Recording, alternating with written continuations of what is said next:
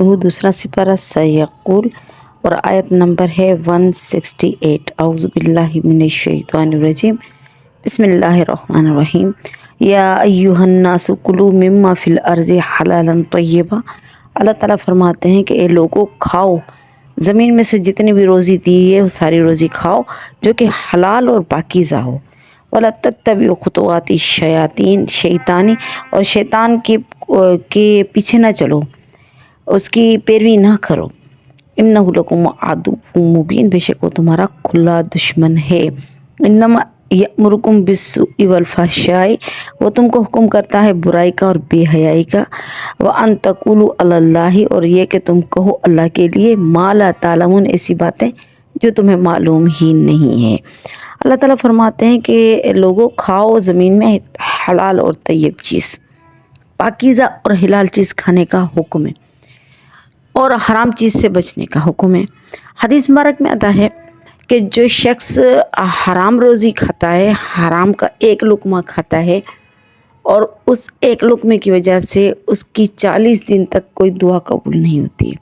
एक रिवायत में आता है कि अगर आप चाहते हो कि आपकी दुआएं कबूल हो तो फिर अपना खाना पीना हिलाल करो।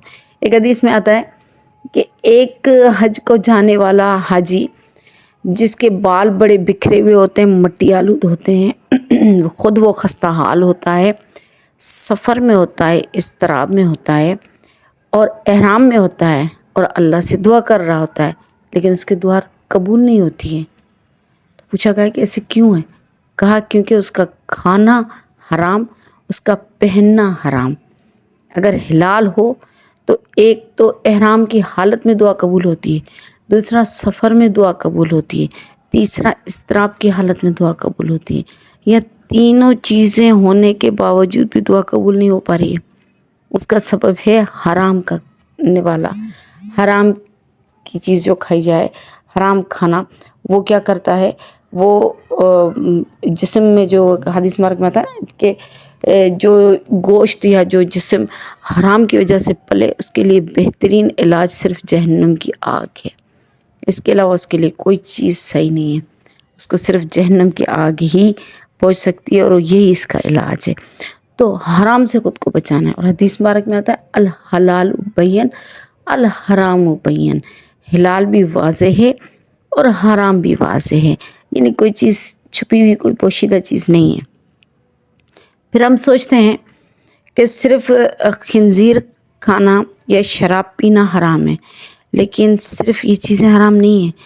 किसी को धोखा देना भी हराम है, किसी का माल धोखे से खाना भी हराम है, चोरी का माल भी हराम है, रिश्वत का माल भी हराम है।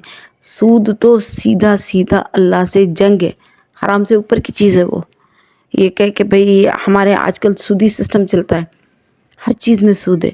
अल्लाह रहम करे, हदीस मुबारक में आता है आखिरी ज़माने में ऐसे लोग होंगे जो अगर वो सूद ना भी लेते हों तब भी उनको सूद का असर पहुँचेगा। यानी सूद की चीज़ जो है ना, वो सूद वाला असर जो है वो उनको ज़रूर पहुँचेगा। आप देख लें, हाँ सूद नहीं लेते हैं, लेकिन जितने भी सर्विस पेशा लोग हैं उनकी तनख्वाहें सबकी क्या होती हैं? उनकी सबकी तनख्वाहें सूद में होती हैं। अब जब सूद में तनख्वाहें हो रही हैं तो आप सोचें कि तनख्वाह बंदा ना ले तो फिर क्या करें? हम ये सोच रहे हैं, जितने भी मुलाजिम पेशा लोग होते हैं, खुद मैं भी ऐसी हूँ कि अगर मैं यानी जॉब कर रही हूँ तो मुझे जो तनख्वाह मिल रही है उस तनख्वाह में सूद शामिल है। अब बताओ, हम सूद नहीं लेना चाहते, लेकिन सूदी सिस्टम है, हमारा पूरा सिस्टम बना हुआ है। यानी हम ना भी लेना चाहें तब भी हमारे साथ सूद शामिल हो जाता है। तो हराम और हिलाल की क्या पहचान रही? कोई पहचान ही इस ज़माने में ना रही।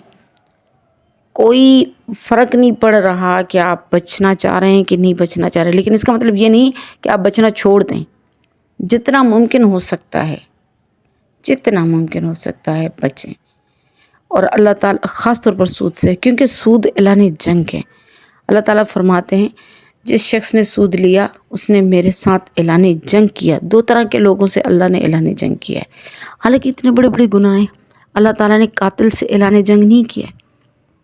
कितना बड़ा जुर्म है किसी को कत्ल कर देना।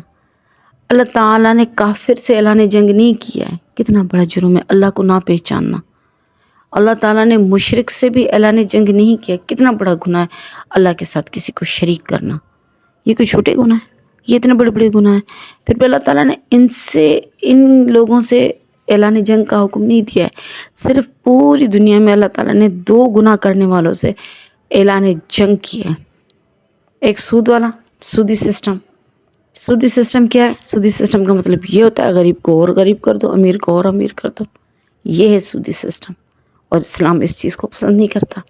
اسلام تو ہر طریقے سے غریب کو سپورٹ کرتا ہے، ہر طریقے سے غریب کے حقوق کا خیال رکھتا ہے، بلکہ ان کو دینے کا حکم دیتا ہے، ان سے لینے کا حکم نہیں دیتا، ان کو دینے کا حکم دیتا ہے۔ اور دوسرا جو تکبر کرنے والا ہے، تکبر کرنے والے کے لیے اللہ تعالیٰ نے فرمایا ہے کہ خبردار، تکبر میری چادر ہے، اللہ کی چادر ہے تکبر۔ اور اللہ نے قسم کھائی ہے، مجھے اپنی عزت اور جلال کی قسم، جس نے مجھ سے یہ چادر چھیننے کی کوشش کی اس سے میرا اعلان جنگ ہے۔ اور جس سے اللہ اعلان جنگ کر دے اس کے لیے جائے پناہ ہے کوئی جائے پناہ نہیں، کوئی جائے پناہ نہیں، کوئی جائے پناہ نہیں۔ صرف اللہ کی طرف ہی جائے پناہ ہے، اللہ سے ہٹ کر کہیں جائے پناہ نہیں۔ اس لیے ان چیزوں سے بچنا ہے۔ ایک سود حرام سے اوپر کی چیز ہے، سود بہت خراب چیز ہے۔ اچھا، اس کے علاوہ پھر ہے جو حرام کی چیزیں ہوتی ہیں، حرام وغیرہ جو ہے ان میں کون کون سی چیزیں ہیں؟ ایک تو وہ چیزیں ہیں جو کہ حدیثوں میں نے آپ کو بتا دیا، حدیث میں بیان ہو چکا کہ بھئی یہ چیز حرام ہے یا یہ چیز حرام ہے، ٹھیک ہے۔ لیکن اس کے علاوہ اور کون سی چیزیں حرام ہیں؟ اس کے علاوہ کسی کا حق کھانا یہ بھی حرام ہے، کسی کا مال چوری کرنا یہ بھی حرام ہے، کسی کا مال غصب کر لینا یہ بھی حرام ہے، کسی کے حصے کی کوئی چیز لے لینا یہ بھی حرام ہے۔ یہ ساری چیزیں حرام میں شامل ہوتی ہیں۔ تو اللہ تعالیٰ رحم فرمائے کہ حرام سے بچنا ضروری ہے۔ اچھا، ایک اور حدیث آتی ہے کہ خطوات الشیاطین کیا ہے، یعنی شیطان کی پیروی کرنا۔ خطوات کہتے ہیں قدم کو، ایک بندہ جو چلتا ہے نا، اور چلنے کے بعد وہ جو پیچھے جو قدم کے اوپر قدم رکھنا جس کو کہتے ہیں، یہ ہے خطوات الشیاطین، یعنی شیطان کے قدموں پر نہ چلو، یعنی اس کی پیروی نہ کرو۔ لفظی مطلب اس کا نہیں لیا جائے گا بلکہ اس کا اصطلاحی مطلب لیا جائے گا، یعنی شیطان کے پیچھے نہ چلو، شیطان کی پیروی نہ کرو۔ اچھا، ایک روایت آتی ہے حضرت مسروق سے، اس نے کہا کہ ان کے پاس ایک شخص آیا اور اس نے کہا کہ میں نے ایک منت مانی تھی کہ یہ میرا کام ہو گیا تو میں اپنے بیٹے کو ذبح کروں گا۔ یہ منتیں مانی جاتی تھی، عرب حضرات مانا کرتے تھے، خود نبی کریم صلی اللہ علیہ وسلم کے دادا نے بھی مانی ہے۔ انہوں نے جو یہ منت مانی ہے وہ مانی ہے جناب عبداللہ کے بارے میں، یعنی نبی کریم صلی اللہ علیہ وسلم کے والد صاحب جو ہیں نا، ان کے بارے میں یہ منت مانی تھی انہوں نے کہ اگر میرے 10 بیٹے پیدا ہوئے تو میں 10ویں بیٹے کو ذبح کر دوں گا۔ یہ ان کی منت تھی، یعنی جناب عبداللہ کو، یعنی اس طرح کی عرب حضرات منتیں مانا کرتے تھے۔ تو اس نے بھی اسے مانی کہ بھئی میرا فلاں کام ہو گیا تو میں اپنے بیٹے کو ذبح کروں گا۔ پھر فتویٰ لینے آیا حضرت مسروق رضی اللہ عنہ کے پاس، کہنے لگے رحمۃ اللہ علیہ کے پاس، کہنے لگے حضرت میں نے اس طرح کی منت مانی ہے، میں کیا کروں؟ تو انہوں نے فرمایا یہ تو خطوات شیاطین ہے، یہ تو آپ شیطان کے پیچھے چل رہے ہو، اس طرح کی منت مانی نہیں جاتی ہے۔ ہاں، آپ یوں کرو، اس کی جگہ ایک مینڈھا ذبح کر دو، آپ کی منت پوری ہو جائے گی۔ کسی بھی انسان کو ذبح کرنے کی منت نہیں مانی جا سکتی، اگر کی ہے تو اس کی جگہ کوئی جانور ذبح کر دو، آپ کی منت پوری ہو جائے گی۔ اس لیے شیطان کے پیچھے نہ چلو۔ تو اس طرح کی باتیں ہیں۔ ایک اور ہے کہ شیطان کی جو تابعداری کرتے ہیں، وہ جو شیطان کے پیچھے چلتے ہیں، ان میں وہ ساری برائیاں ہیں، جیسے کہ شراب پینا، دھوکہ دینا، جھوٹ بولنا، شرک کرنا، زناکاری کرنا، جتنے سارے گناہ آتے ہیں وہ سارے شیطان کی خطوات میں شامل ہے، کیونکہ شیطان انہی چیز کا حکم دیتا ہے۔ سب سے بڑا حکم تو اس کا شرک اور کفر کی طرف، بڑی دعوت ہوتی ہے اس کی شرک اور کفر کی طرف، کہ بھئی شرک اور کفر کریں اور ایمان سے ہٹ جائیں۔ یہ تو سب سے بڑے شیطان کے خطوات ہیں۔